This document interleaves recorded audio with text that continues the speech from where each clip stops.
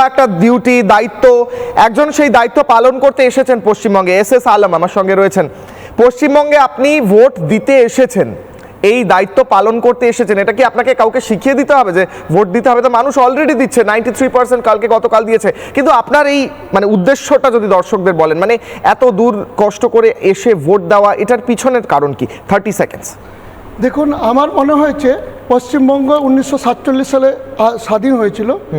আমরা এবারে 2026-এ দ্বিতীয় স্বাধীনতার লড়াই লড়ছি। পশ্চিমবঙ্গের যে অবস্থা আমরা এখানে যা দেখতে পাচ্ছি, এই স্বাধীনতা, যেহেতু আমি স্বাধীনতা সংগ্রামীর মাটির থেকে জন্ম, আমার ক্ষুদিরাম বসু এবং ঈশ্বরচন্দ্র বিদ্যাসাগর যেখানে জন্ম নিয়েছে সেখানে আমার জন্ম। আমি স্বাধীনতার লড়াইয়ে এসেছি, পশ্চিমবঙ্গকে স্বাধীন করতে হবে।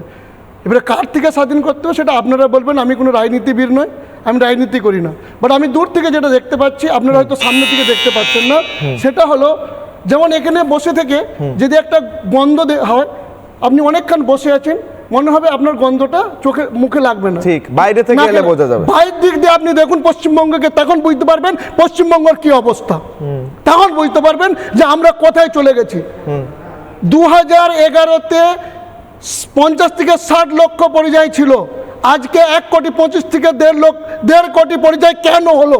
কেন এই রাজ্য থেকে আমাদের সকলকে এই রাজ্য ছেড়ে ভিন্ন রাজ্যে কাজ করতে যেতে হবে? কেন আমার ছেলেকে এই রাজ্যে এসে কাজ করতে পারবে না? আমার ছেলে কেন পাবে না? কেন আমার এই রাজ্যের ছেলেদেরকে কাজ করতে গেলে এত মানুষ কেন চলে যাচ্ছে? এই রাজ্যে চাকরি নেই? মমতা বন্দ্যোপাধ্যায় বলেন যে আপনারা সবাই চলে আসুন, এখানে প্রচুর সুযোগ। আপনাদের তো মমতা বন্দ্যোপাধ্যায় ডেকে নিচ্ছেন এবং বলছেন টাকা দেবেন তিনি। 50 লক্ষ স্বর্ণশিল্পী আছে ভিন্ন রাজ্যে, একদম তাই।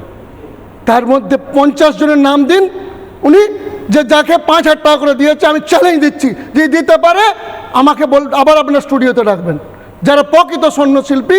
কারণ আমার সঙ্গে 250টা স্বর্ণ থেকে 300টা স্বর্ণশিল্পী সংগঠন, ভারতবর্ষের 50টা শহরের সঙ্গে আমি কানেক্টেড আছি। 50 জনের নাম দিন।